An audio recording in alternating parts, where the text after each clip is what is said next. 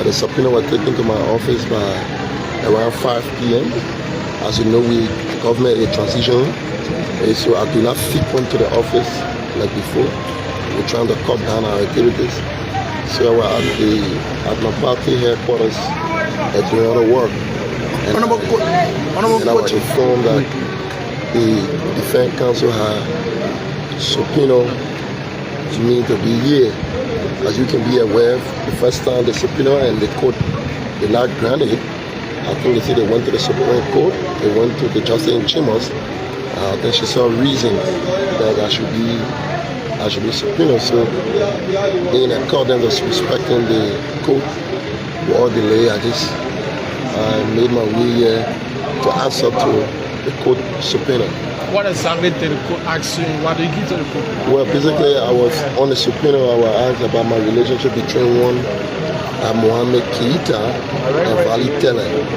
Mohamed Keita is a person I do not know. I don't recall who is he. But I was not even asked about Mohamed Keita. It was about my relationship with Vali Tele, which of course is administrative. Vali worked in the employ of the Moravian city government. And about my interaction with the police, it was clear that I voluntarily went to the police, presented my statement, and I received a police clearance. So I was being interrogated. That was my interaction with the court today. Yeah, one question that was really clear, I don't know how you let me make it clear. Two numbers were presented, one was official, like according to you, all two are official, but according to the investigation in there, ones have been like it's not clear, it's not being used, but you claim that it is. So what was the concrete information you gave to the court and the release of the issue? And so basically, when you fill in a form, you place your number. So after that, I wrote the official communication that I sent to the public. And in that communication, I asked my lawyer to place my number in it. And I also called for the second company then. I also, in open court, made that public again. And the defense counsel adhered to that. So they also subpoenaed that number. So it was not anything different. But they said the last number is not in use from the Jefferson Koijee. I don't want you going back and forth. Yeah, that's a concern. You have two numbers, the other number is available. You also see the number. In fact, the police even requested my call law. Decision was taken on my official number. My call law is available. It's passed. If I could put out that, so you can request for it. So anything, like I said, as a former national youth and student activist, anything that is required, I would take away my privileges and my title. Anything that's required to get to the depth of this case, because I know it is a loss of life. It's something that I'm very passionate about. As a young lady, no one deserves to lose their life in the circumstances in which the young lady lost her life. So this is what you see the way I came here. I came in a way that no one would really expect me to come. I came here, even use motorbike to come here so that I can be here on time. Yeah, what next?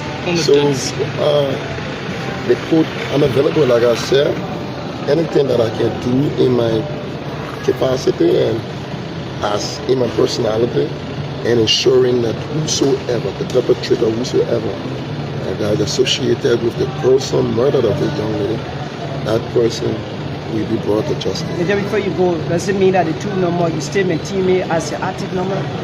Well, I don't know what you try to get out of your question. Okay. What needed to be established were presented. So the rest, the life with you, you can decide what you want to do. But I still remain very open. I still remain very available in any means possible to ensure that the honorable court can get to the depth of this case. I see you very calm. Wasn't the process intimidating for you? No, it's not. The name Koijee, no matter get intimidated. I have gone through the worst things in this world that anybody can imagine.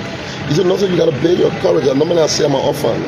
Nothing can be more traumatizing than losing a parent. I lost my parents at a very young age. And nothing can surprise me on this earth. Anything that comes before me is something I feel very, and I'm a very religious person who believes in God. I believe that there's no condition and no situation that God put you in without a solution. So I'm a strong-worded faith person. But those who doesn't know me, they know me on the periphery. And so I'm built for difficult moments and difficult circumstances, and I think God uses me as an instrument so that things can happen for the general good of people in the country at large. So I'm not intimidated. I cannot get intimidated. And I have no sense of intimidation in my comfort zone, and I'm very, very relaxed. When you come here, it's not about being tough. We're talking about a life that got lost by a person who potential was very on top. And so it's not something to come. Anytime I think every Monday, it creates my heart, it pierces my soul. And all I ask God for is that the perpetrator should not find peace. The perpetrator, no matter how long this perpetrator may deceive him or herself, justice will prevail unless there's not God in heaven. Thank you. Okay, so